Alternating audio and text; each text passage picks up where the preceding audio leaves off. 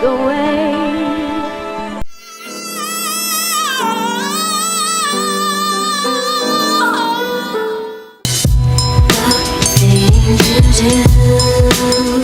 Coming in late from a good night.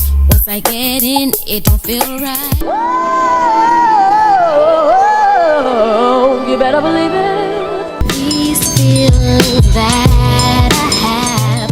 Don't you you ain't ready. Don't you go. So you got a stinking attitude. Well, guess what? I'm not in the mood. So I'm out in these streets. You never touch me. Pizzazz, Guma be my pal like Shazam. Yeah. With all that yada yada. Don't ever take your love away.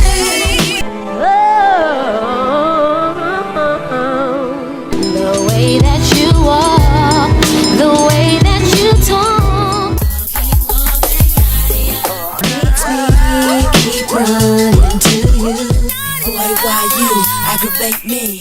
Welcome back, Gina. She had a voice that could light up a room, but the industry shut her out. Why did Gina Thompson disappear at the height of her success? And why did she claim the music industry nearly destroyed her life? From Puff Daddy and Missy Elliott to being completely ghosted by the industry, was Gina a victim of music politics? Or did she sabotage her own career? She went from a rising R&B star to working as a correctional officer. What really happened to Gina Thompson? Now, let's get into the shocking truth behind Gina Thompson's rise, fall, and unexpected career switch. Before Gina Thompson was rubbing shoulders with music moguls like Puff Daddy and Missy Elliott, she was just a small-town girl from Vineland, New Jersey with big dreams. Born Gina Thompson, Gina was one of 8 children in a deeply musical family. She grew up singing in church choirs, school performances, and anywhere she could showcase her talent. But her big break came when her brother introduced her to a friend with a basement recording studio. That moment changed everything. Impressed by her voice, her brother encouraged her to take singing seriously. And as fate would have it, Gina's family had a connection to an up-and-coming producer, a name that would soon dominate the music industry, Rodney Darkchild Jerkins. Rodney was blown away by Gina's talent and immediately signed her to his company, Darkchild Productions. But now she had a choice to make: go to college or chase a music career. At just 20 years old, Gina chose music. And at first, it seemed like she had made the right decision. Little did she know, the industry would soon turn its back on her. And not just once, but twice. Gina wasted no time after signing with Darkchild Productions. She and Rodney Jerkins got straight to work, recording multiple tracks. Rodney's father, who was acting as Gina's manager at the time, began shopping her demos around New York City, trying to land her the best possible deal. And within weeks, it happened. Mercury Records came knocking with the strongest offer. Then came the big decision. What would be Gina's debut single? Mercury Records knew they had a hit on their hands, but they also wanted something that would fit the hottest trends of the mid-90s. Enter Puff Daddy. The music mogul was brought in to remix the track, adding his signature bad boy flair. But that wasn't all. Missy Elliott was also added to the song. The result? The Things That You Do, Bad Boy Remix, a certified R&B hit that dropped in the summer of 1996. The track introduced the world to Gina's smooth vocals and also marked Missy Elliott's first ever feature as a solo artist. It was a moment in music history, but the industry was already setting Gina up for a roller coaster ride. Her debut album, Nobody Does It Better, followed shortly after and gave her even more recognition. She went on to collaborate with MC Lyte, Missy Elliott, and Puff Daddy, even landing a spot on the soundtrack for the biopic Why Do Fools Fall in Love? From the outside, Gina Thompson was on her way to becoming the next R&B star, but behind the scenes, she was already fighting a battle she never saw coming, because while her song was charting, her label was stalling, and when she started asking too many questions, everything started falling apart. You'd think that after dropping a hit single with Puff Daddy and Missy Elliott, Gina Thompson would have been set for stardom, but that's not what happened. Instead of pushing her momentum forward, Mercury Records went silent. No follow-up single, no major promotion, nothing. And Gina, she was left in the dark. In a 2021 interview with Halftime Chat, Gina revealed how frustrating it was to watch her career stall, especially when she had no idea why. She had fans, she had a solid album, and she had the backing of some of the biggest names in the game. So why wasn't Mercury giving her the push she needed? To this day, Gina still doesn't know exactly what happened, but what she does know is that she wasn't willing to sit around and wait. She needed to move forward. At the same time, she was growing close to Missy Elliott, who was blowing up in the industry. And that's when Sylvia Rohn, one of the most powerful women in the music business, made her an offer. Come join Elektra Records. On paper, it seemed like the perfect move. Gina would be on a bigger label, working alongside Missy, and finally getting the support she deserved. But what Gina didn't realize? She was about to walk into the exact same nightmare, just under a different label. If Gina thought Elektra Records was going to be her big break, she was dead wrong. At first, things seemed promising. She got to work on her second album, and this time,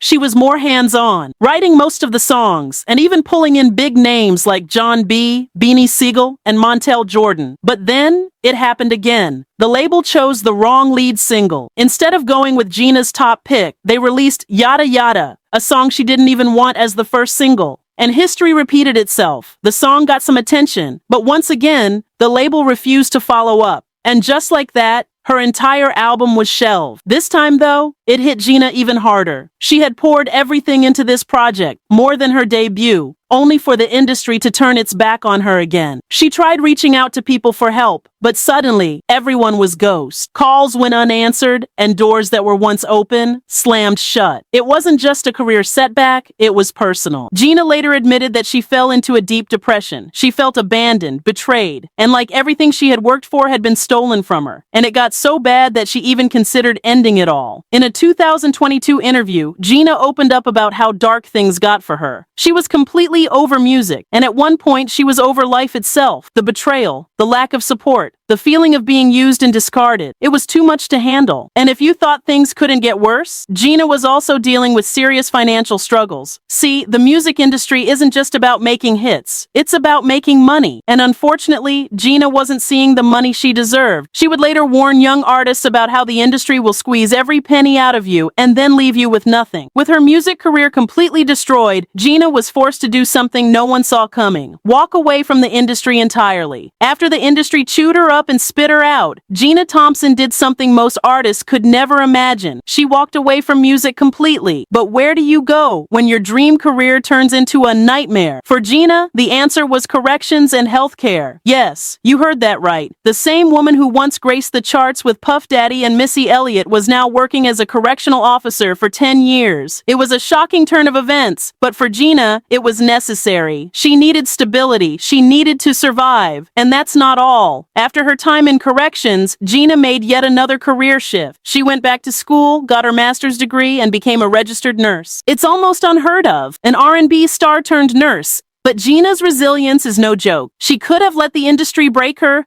but instead, she rebuilt her life from scratch. And while she had every reason to be bitter, Gina slowly found healing. Over time, her heart softened, and her love for music started to creep back in. But was she ready to return? Not yet. That is, until 2021 happened. After years of silence, Gina Thompson was about to remind the world exactly who she was. In March 2021, she made a surprise appearance on DJ Cassidy's Pass the Mic, the BET after party. And the moment she sang her iconic hit, The Things That You Do, fans went crazy. Social media was flooded with comments like, "Gina, we missed you. She still got it. Why did the industry do her like this?" It was the kind of love she hadn't felt in decades. Even more surprising, Missy Elliott reached out to her. After years of losing touch, the two reconnected, proving that despite what happened in the industry, real talent and real friendships don't fade. So, does this mean Gina is making a full comeback? Well, in 2022, she hinted at new music, saying she started writing again and hopes to get back in the studio. It's unclear if she'll return to the mainstream spotlight, but one thing's for sure, her fans never forgot her. And as for Gina, she's finally in control of her own story. Gina Thompson's story isn't just about fame and downfall, it's about resilience. She'll always be remembered for her smooth R&B vocals, her hit song The Things That You Do, and her impact on the 90s music scene. She was the artist who unknowingly introduced the world to Missy Elliott's signature flow, collaborated with industry giants like Puff Daddy, and gave fans a track that still hits to this day. But beyond the music, Gina's story is a cautionary tale, a reminder that the music industry isn't always what it seems. Labels can make you a star just as easily as they can erase you from history. Yet, despite the industry turning its back on her, Gina didn't let it break her. She found a new purpose, rebuilt her life, and proved that success isn't just about fame, it's about survival. And now, she's finally reclaiming her place. Not just in music, but in her own story. So will Gina Thompson make a full comeback? Only time will tell. But one thing's for sure, the industry might have tried to forget her, but the fans never did.